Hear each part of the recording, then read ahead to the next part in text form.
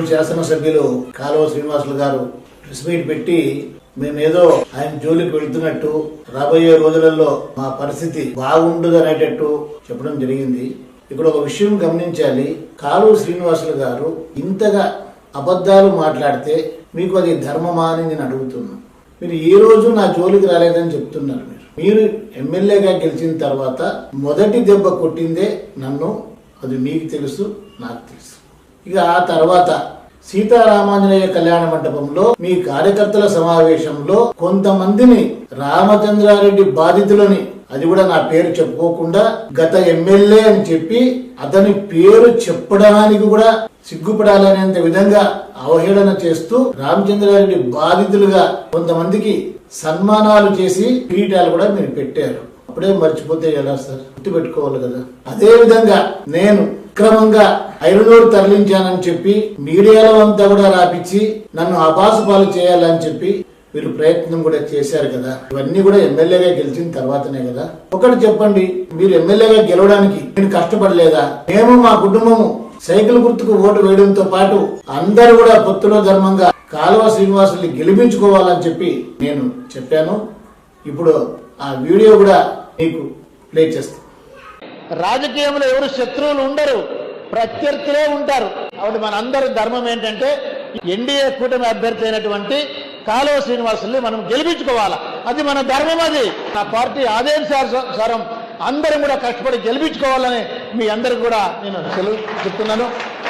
అలాంటప్పుడు ఇటీవల కాలంలో సాక్షాత్తు ఆంధ్రప్రదేశ్ రాష్ట్ర అసెంబ్లీలో నేను అక్రమాలు చేసినానని, విచారణ జరపాలని, చర్యలు తీసుకోవాలని మీరు మాట్లాడలేదా? అది మీకు మర్చిపోతే ఎలాగ కాలువ శ్రీనివాసులు గారు? నేను 2-3 సార్లు ప్రెస్ మీట్ పెట్టి ఉన్నాను. కానీ నేను ప్రెస్ మీట్ పెట్టే ఒక రోజు ముందో 2 రోజుల ముందో మీడియాలో ఏమొచ్చింది, నేను ఎందుకు స్పందించాల్సి వచ్చింది అని ఎప్పుడైనా మీరు ఆలోచన చేశారా కాలువ శ్రీనివాసులు గారు?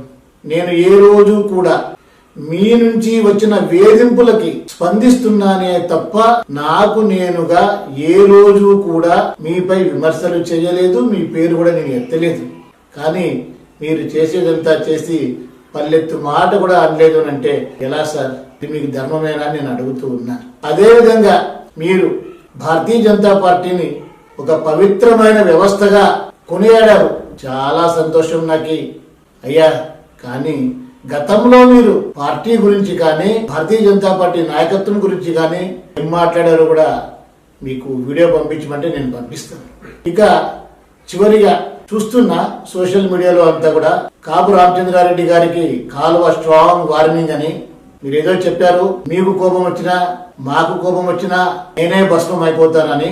కానీ మీకు ఎమ్మెల్యే అనే అధికారం అనేది అంత పెద్దగా మిమ్మల్ని ఏం చెప్పాలో నాకు అర్థం కావట్లేదు. అంటే అధికారం అంత పనిచేస్తుందా? మీరు అనుకుంటే ఏమైనా చేయొచ్చా? నేను నా జీవితకాలం మర్చిపోలేనంత కూడా నన్ను చేయగలుగుతారా? చేసేయండి సార్ ప్లీజ్.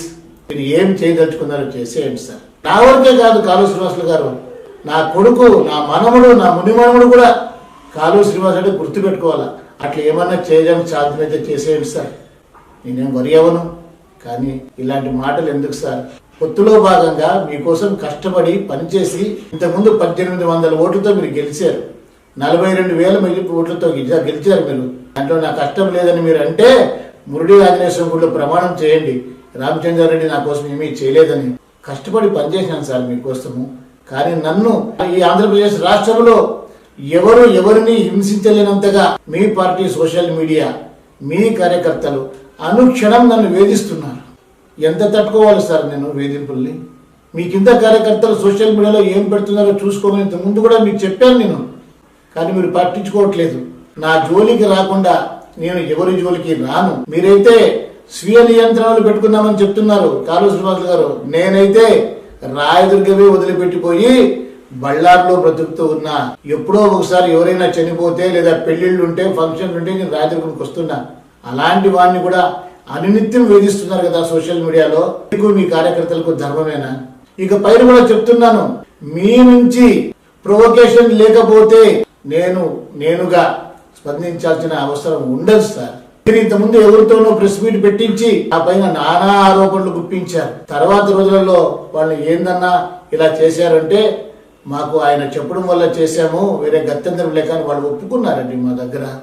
కానీ మీరు చేసేదంతా చేసి నాపైనే నిందలు వేస్తే ఇది ధర్మం కాదు. కాబట్టి మీరు కూడా మా జోలికి రాకుండా పొత్తు ధర్మాన్ని మీరు పాటించండి, పొత్తు ధర్మాన్ని మేము పాటిస్తున్నాం. కానీ మీలో కొంతమందికి ఏముందంటే రామచంద్రారెడ్డిని బీజేపీ వాళ్ళు ఏ పదవి ఇవ్వకూడదు, అతని పార్టీలో తీసేయాలి, అతన్ని ఏమైనా చేసేయాలి అనే ఉద్దేశంతో అందరూ చేస్తున్నారు. దానికంతా నేను భయపడను కాలువ శ్రీనివాసులు గారు. కాబట్టి మీరు సమన్వయంతో ఉండండి, మేము సమన్వయంతో ఉంటాము, అప్పుడే సరిపడుతుంది. కానీ నీతులు చెప్పడానికే ఉన్నాయి, ఆచరించడానికి కాదు అంటూ మీరు ఊరుకున్నట్టు ఉండి మీ కోటరీ అందరితోటి మమ్మల్ని ఇబ్బందులు పాలు చేపిస్తే అది ధర్మం కాదని కూడా మీకు తెలియజేస్తున్నాను కాలువ శ్రీనివాసులు గారు. నమస్కారం.